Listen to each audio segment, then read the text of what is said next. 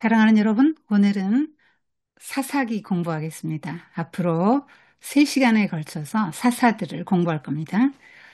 여호수아가 땅 분배 다 하고 또 도피성 이렇게 세 군데 세 군데 양쪽에 하고 부지 중에 살인한 자들을 보호하기 위한 성이에요. 예수 그리스도를 상징합니다. 다 우리가 부지 중에 살인한 자고 범죄한 자인데 도피성을 뒀다는 거죠. 보복을 당하지 않고 그 사람이 살 수 있도록. 그래, 대지사장이 죽으면 바깥에 나올 수 있고 대지사장이 여기 살아있는 동안은 안에서 안전하게 살 수 있었어요. 대지사장은 예수 그리스도를 예표합니다. 그 세겜 땅에서 마지막으로 고별 설교하죠. 너희들은 가나안 신, 뭐 아무리 신, 뭐 애굽 예전에 그 땅의 신이든지 섬길 자를 택하라. 나는 오직 나와 내 집은 여호와를 섬기겠다. 이렇게 말하죠. 그래서 이들이 다 지키겠다. 3번 이상 고백하지 않습니까? 그런데 사사기는 뭐냐면 이렇게 지키겠습니다. 우리가 언약을 지키겠습니다. 하나님께서 이 애굽 땅에서 우리를 끌어내서 이렇게 적국거리는 땅으로 인도하셨는데 이 하나님의 은혜를 잊지 않고 기억하고 우리가 하나님의 명령을 지켜 행하겠습니다. 율법을 지키겠습니다. 이렇게 고백을 했어요. 그런데 이들은 그 고백을 지키지 못하죠. 모세하고도 하나님께서 시내산에서 모세에게 언약을 주셨을 때도 우리가 지키겠다 이렇게 고백했는데 40일도 안 돼가지고 모세 내려오기 전에 그 십계명 돌판 가지고 내려오기도 전에 금송아지 만들었잖아요. 그거와 똑같아요. 이 사람들도 그렇게 타락합니다. 금방 그들의 신을 섬기고 타락해요. 이것을 여러분이 모세 시대, 여호수아 시대의 그 이스라엘 백성으로 읽으면 안 됩니다. 이 여호수아나 모세는 예수 그리스도로 읽어야 되고요. 이 백성들은 여러분으로 읽어야 돼요. 이스라엘은 하나님의 백성들인데 그 축소하면 여러분이잖아요. 그래서 내 이야기다 이렇게 하고 들어야 됩니다. 그래서 말씀을 전하고 또 율법서에 이렇게 기록해서 남기고 또 기념 돌비 여기다 또 새겨서 이렇게 새기고 마지막으로 자기 할 일 다 하고 죽는데 여러분 여호수아는 후계자를 정하지 않았어요. 모세는 하나님의 명을 받아서 하나님의 영으로 충만한 여호수아를 후계자로 세워라 해서 세웠잖아요. 근데 여호수아는 후계자를 세우지 않았어요. 왜 그랬을까요? 사사시대의 특징 중에 하나는 여호수아가 사는 날 동안 그리고 장로들이 살아있는 동안 이 장로는 곧 어떤 장로냐면 여호와께서 이스라엘 위하여 행하신 모든 큰 일을 본 자들, 그러니까 생생한 하나님이 함께 하시는 경험을 한 사람들, 그러니까 체험적으로 하나님을 안 사람들. 그러니까 이 사람들도요, 홍해가 갈라지는 거 어렸을 때 봤겠죠. 그런 거 다 보고, 그리고 그 다음 세대니까 여리고성 전투, 또 뭐 그런 거 다 봤잖아요. 요단강 갈라지는 거 그런 기적을 다 봤지 않습니까? 그리고 이길 수 없는 싸움, 뭐 기브온 전투라든가 뭐 하여튼 이길 수 없는 싸움들에서 이긴 모든 걸 봤단 말이에요. 그래서 자기들이 아무리 생각해도 군사력으로 보나 뭘로 보나 자기들이 이길 수 없는데 기적적으로 이기게 해주신 거를 본 사람들은 자기 신앙 체험이 확고하니까 자녀들에게 잘 가르쳤을 거 아니에요. 그리고 이런 큰 어른, 여호수아는 예수님을 상징한다고 했잖아요. 자, 이런 큰 지도자들이, 어른들이, 신앙적 체험이 분명 어른들이 사는 날 동안에는 여호와를 섬겼다는 거예요. 이게 굉장히 중요하죠. 여러분은 엄마가 교회 나가라 그래서 나가는 거죠? 뭐 하나님이 무슨 일을 하셨나를 경험을 못했단 말이에요. 경험적으로 알지 못해요. 그냥 교회 가서 듣고 전신 선생님이 얘기해 주는 거 듣고 아하 하나님이 이런 분이신가 보다 하고 막연하게 그냥 알죠. 그래서 여러분이 사는 날 동안에 언젠가는 하나님이 여러분의 생애에도 어, 경험하게 해주실 거예요. 그 일을 기다리고 사모해야 되는데 정말 하나님이 여러분을 찾아와서 역사하신다 해도 여러분이 몰라요. 영적 감각이 살아있지 않으면 그걸 모릅니다. 인지를 못해요. 그렇기 때문에 여러분이 계속 말씀 이렇게 듣고, 또 성경도 읽고, 기도도 하고, 그 믿는 사람들의 모임에 또 자주 가고 해서 그 영적인 센서를 잘 이렇게 간직하고 있어야 됩니다. 그래야 하나님이 여러분을 찾아오셨을 때, 여러분이 고난 중이든 행복한 중이든 하나님이 찾아오실 때 하나님의 음성을 듣고 반응할 수가 있어요. 그 세대의 사람들도 다 조상들에게 돌아갔단 말이에요. 여기, 이 사람들이 다 돌아갔어요. 광야 1세대는 다 광야에서 죽었고, 그 다음 2세대가 가나안 땅을 찾았는데 그들이 다 죽었단 말이에요. 그 후에 일어난 다른 세대는 2세대니까, 뭐 이런 큰 일을 본 적도 없고, 전쟁도 본 적도 없고, 그냥 평화세대 여러분하고 똑같아요. 6.25 뭐 경험 안 했죠, 여러분은? 예, 어떤 영적 전쟁 체험도 아직 없단 말입니다. 근데 이 다른 세대라고 이렇게 표현하죠. 다른 세대. 다른 세대예요. 이전과 다른 세대. 경험하지 못한 세대. 말로만 들어서 머리로만 아는 관념적인 뭔가 있긴 있나 봐. 하나님이 있긴 있나 봐. 그냥 엄마가 가라니까 교회는 가는데 있긴 있는 것 같은데 그냥 잘 몰라. 그냥 이런 정도죠. 여러분도. 근데 여호와를 알지 못했다. 이렇게 나와요. 여호와께 생하신 일도 알지 못했다. 그러니까 여러분 모든 믿음은 아는 것에서 기초하거든요. 여러분이 알지 못하는 걸 어떻게 믿어요? 여러분, 어떤 사람과 동행을 하는데 그 옆 사람이 어떤 사람인지도 모르고 낯선 사람이야. 이 사람이 어떤지 알지 못하는데 믿을 수 있어요? 또 의지할 수 있어요? 못하지요. 그것처럼 이 다른 세대, 이 세대는 하나님을 몰랐고 하나님이 자기들을 위해서 어떤 일을 행하셨나 그걸 몰랐단 말이에요. 그러니까 어떻게 하겠어요? 하나님이 가르쳐 주셔야죠. 나는 이러이러한 하나님이다라는 거를 가르쳐 주는 거예요. 사사기는. 그 여기 다른 세대를 다음 세대로 바꿔보세요. 그러니까 다음 세대, 여러분은 몰라. 자, 다음 세대 큰일 났어요. 여러분 세대 큰일 났다고. 왜? 하나님을 몰라. 그래서 믿지도 않고 의지하지도 않아. 그럼 누구 힘으로 싸워요? 이 세상이 모든 게 전쟁인데 여러분 공부, 취업, 결혼 다 전쟁입니다. 또 여러분의 그 마음에 찾아오는 수많은 유혹들 다 전쟁이지요. 그거 다 싸워 이겨야 될 거 아니에요? 그거 지면 여러분 인생 망하는데 어떻게 할 거예요? 어떻게 싸워요? 하나님을 모르고 하나님을 믿지도 않고 하나님 힘으로 삼지도 않는데 판판이 져요? 그러면 안 되죠. 대부분이 하나님 없는 사람은 어떻게 싸울까요? 뭘로 싸워요? 자기 힘으로, 자기 능력으로, 자기 스펙으로 싸우죠. 직장 치열하게 자기 스펙 쌓아서 들어가려고 하지 않아요? 근데 이 성경은 오늘 이 사사기는 뭐라고 말하는가?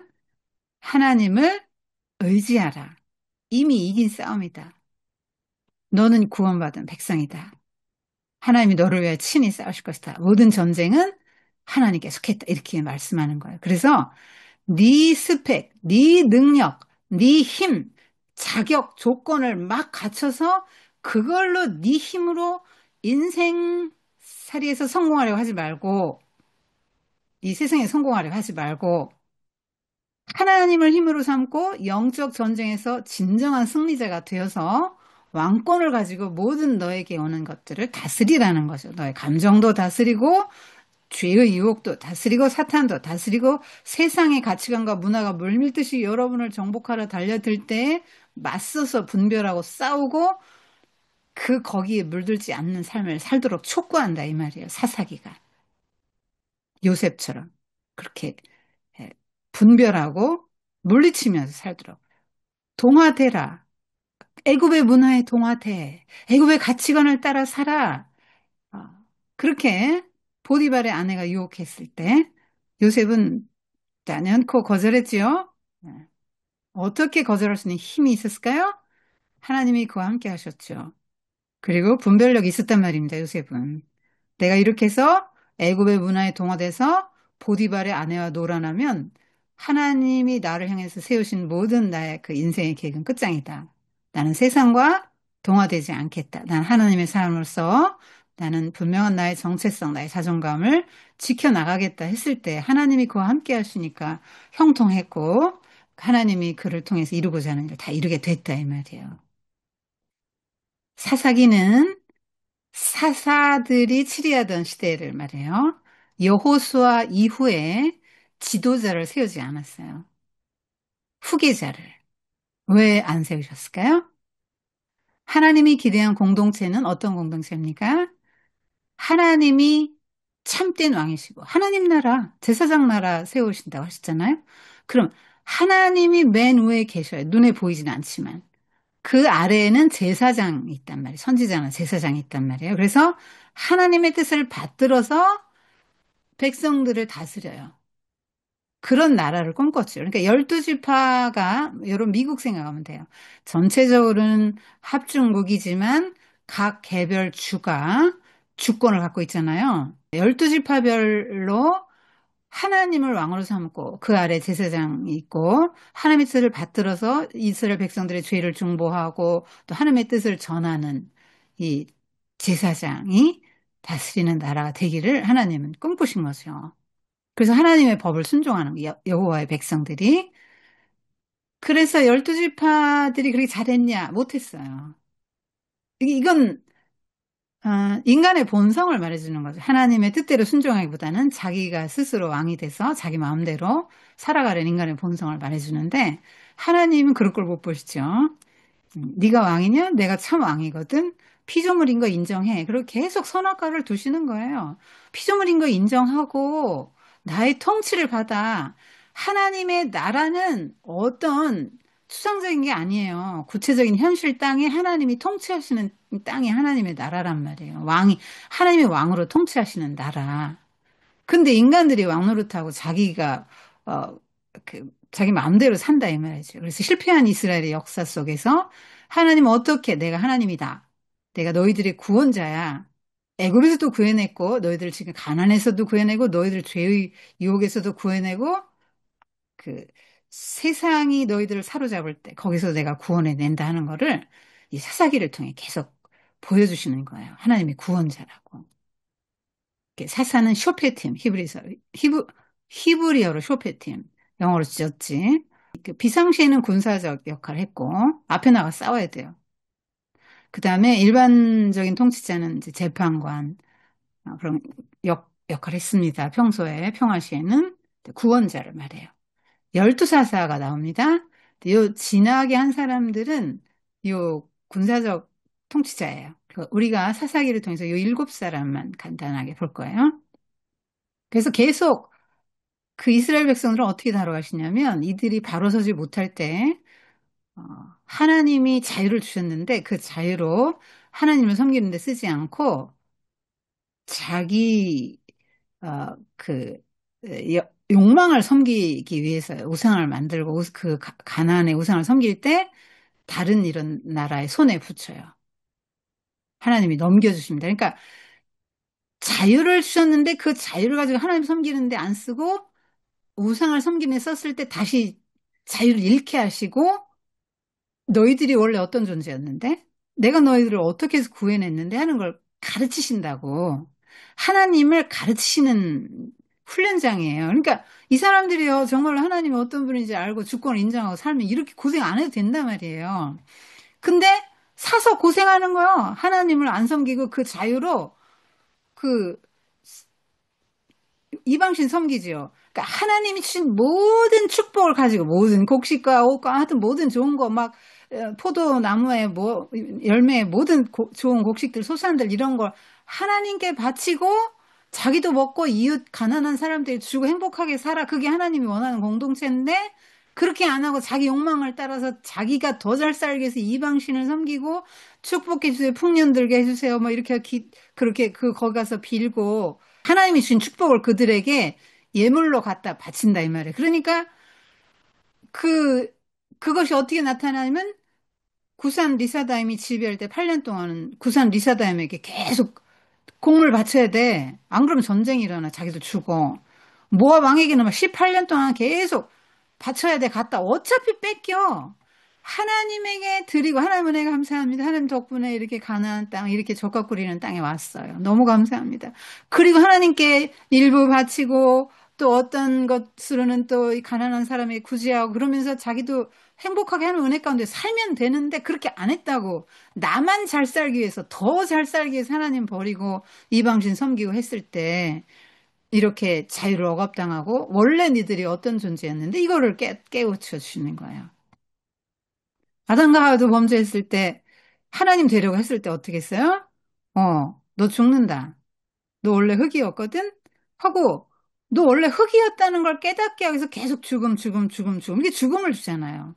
그 다음에 고난을 주지 않으면 부르짖지 않기 때문에 계속 고난을 준단 말이에요. 똑같아요. 내가 왕 노릇하려는 모든 이스라엘 그 사람들에게 내가 왕이야. 내가 너희들의 구원자야. 너희는 피조물이야. 너희는 나의 의존적인 존재인데 어째서 나에게 독립해서 그렇게 살려고 하느냐?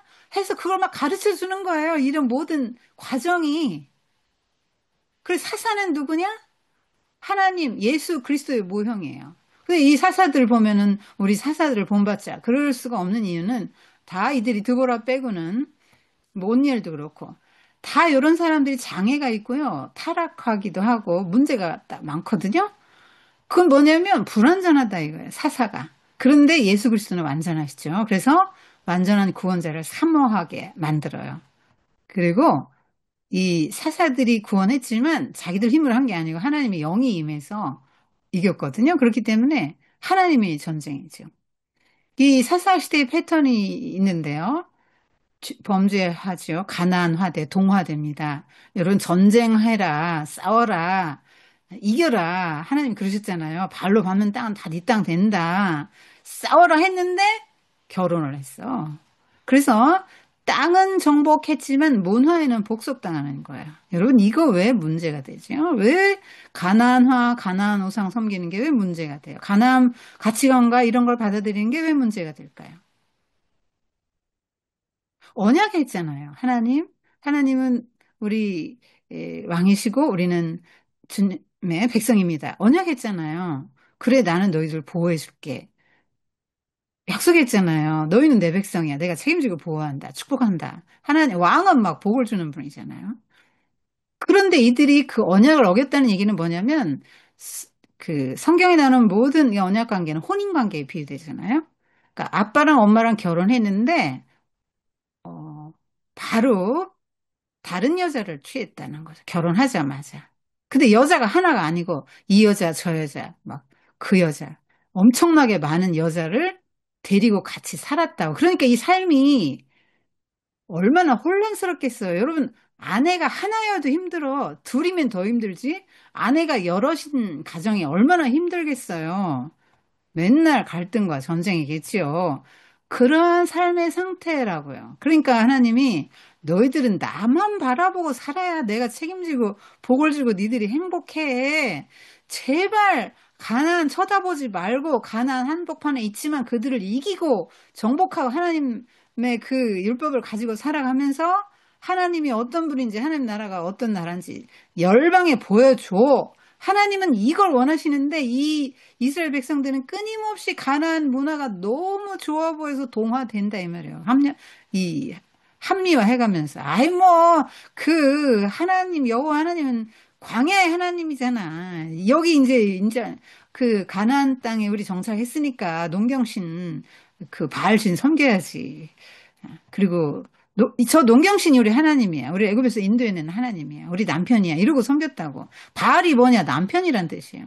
하나님을 버리고 세상 신과 하나 됐는데 끊임없이 이런 삶을 보고 본래 남편이신 하나님이 참다 참다 참다 못해서 너희들이 원래 어떤 존재였는데 노예였잖아. 뻘거숭이였잖아. 그렇게 이쁘게 키워서 내가 아내로 삼고 왕후의 지위에 오르게 하고 수많은 보석으로 장식해주고 영광스럽게 해줬어.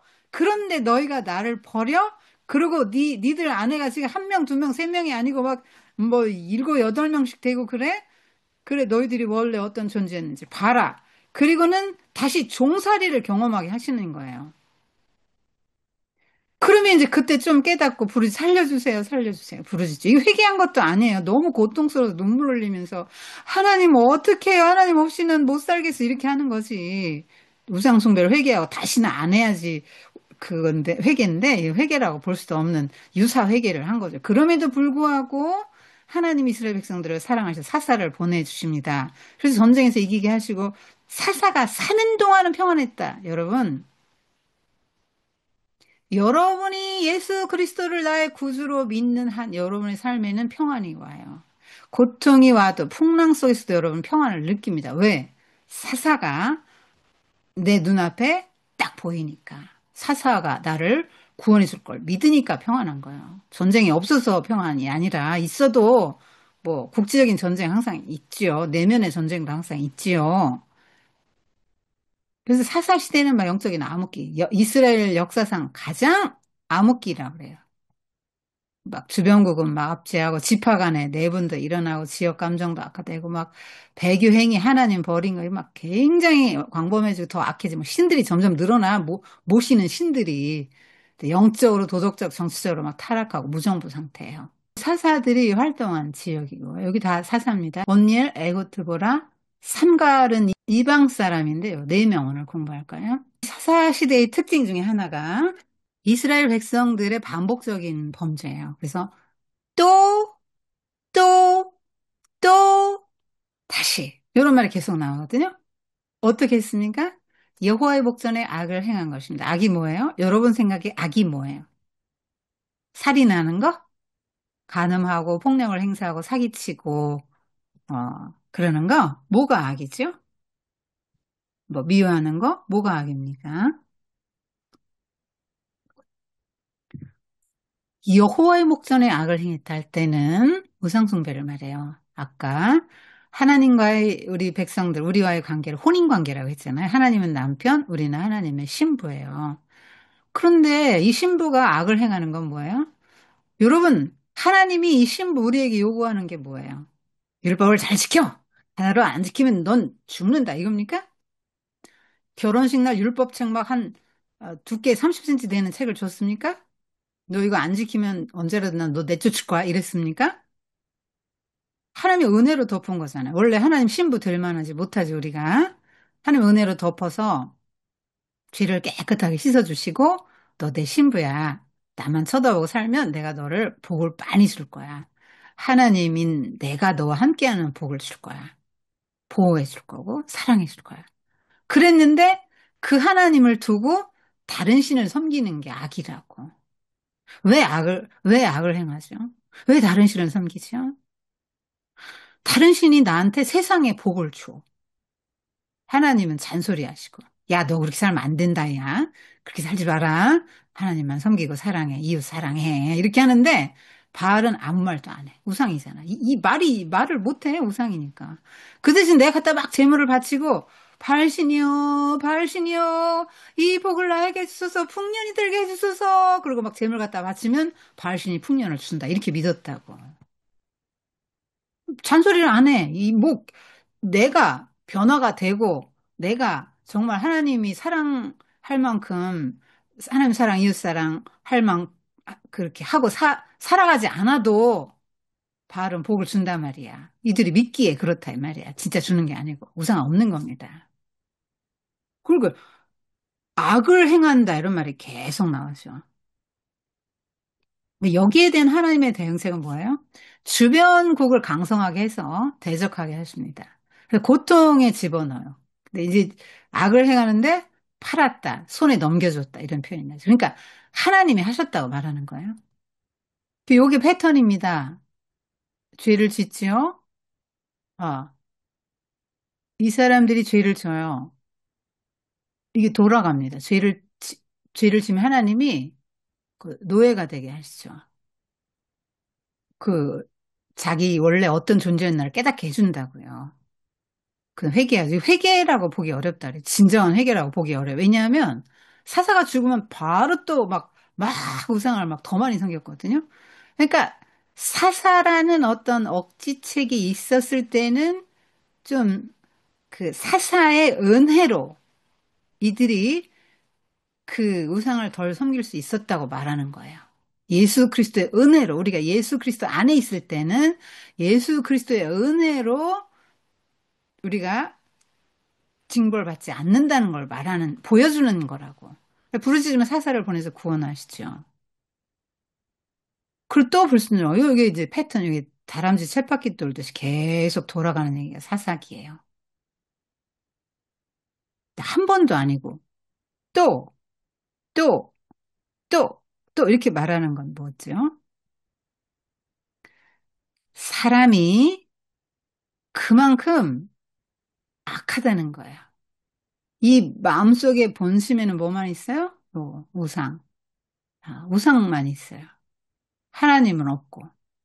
이렇게 해주셨으면, 복 주셨으면 은혜로 알아야 되는데, 은혜를 모르고 더 잘 살려고만 하고, 이 땅에서 잘 살려고 그러고, 더 인정받고, 더 높이 올라가려고 그러고. 하여튼 그런데 모든 마음이 다 쏟아진단 말이에요. 하나님의 은혜는 생각 안 하고. 그때 하나님이 압제를 당하게 하시는 거죠. 를 부르짖게 만들고 사사를 보내서 구원하게 하시고 또 태평하고 이게 돌아가는 거예요. 이렇게. 그만큼 인간의 죄가 뿌리 깊다는 걸 말하는 거예요. 여러분 진짜 회개했으면 회개의 열매가 뭐예요? 다시는 그렇게 하지 않는 거죠. 우상 숭배에서 이렇게 압제를 받았어요. 보통 뭐 8년, 18년, 20년, 40년 막 이렇게 받아요. 7년 받고 막 이러면 여러분 압제를 받는다는 거예요. 압제가 뭐예요? 막 쥐어짜는 거예요. 눌러서 막 그 기름 짜듯이 막 쫙 막 위에서부터 눌러가지고 기름을 짜요. 뭐가 나옵니까? 고혈이 나오죠. 피가 나오고 땀이 나와요. 뭐예요? 농사 짓는 거 다 뺏긴다 이 말이에요. 자유가 없어요. 시키면 시키는 대로 해도 말 안 들으면 죽습니다. 그게 노예죠. 애굽에서 어떻게 살았어요? 바로가 시키는 대로 꼼짝 못하고 살았잖아요. 그게 압제란 말이에요. 그래서 자유를 주셨는데, 애굽에서 구원해내서 자유를 주셨는데 그 자유의 그 은혜를 몰라? 하나님의 은혜를 몰라? 그럼 뭐 너 원래 어떤 존재였나 알아봐. 니네 원래 이랬잖아. 압제당하는 신세였다고. 내가 너희들 데려다가 그렇게 아름답게 꾸며주고 나의 신부가 되게 해줬잖아. 영화로운 자리에 뒀잖아. 제사장의 나라에. 그렇게 아름다운 보석으로 꾸미고 아름다운 옷 입히고 고운 가루 기름 먹이고 해서 좋은 거 먹여가지고 그렇게 아름답고 영어롭게 해줬잖아. 그런데 몰라 그 은혜를 나를 사랑해야 될 너희들이 그러면서 이런 걸 경험하게 하시는 거죠. 원래 어떤 존재였나. 이들은 계속 압제받으면서 하나님께 드려야 될 예물을 이 왕들에게 갖다 바쳐야 되는 거예요.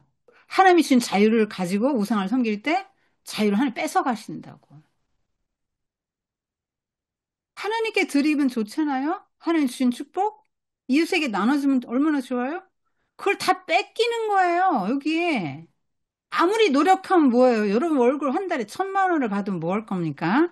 우상을 섬기는 데서 들어온 재물이라고 친다면 이거 원래 다 하나님이 준 거예요, 우상이 준 게 아니고 호세아서에 나오는데 그거 다 내가 니들한테 준 거야. 근데 1,000만 원 벌면 뭐 할 거예요? 1,500만 원 나가는데, 압제 받아서. 세상에 나가는데, 그렇게. 세상에 요구한다, 이 말이에요. 나 섬겨! 그러고. 막 집 밟아요. 막 쥐어짭니다. 그리고 여기서 다 고혈이 나오는 거. 그다 누구한테 가요? 세상에. 마귀의 재단에 갖다 바치는 거야. 하나님 재단에 안 바치니까.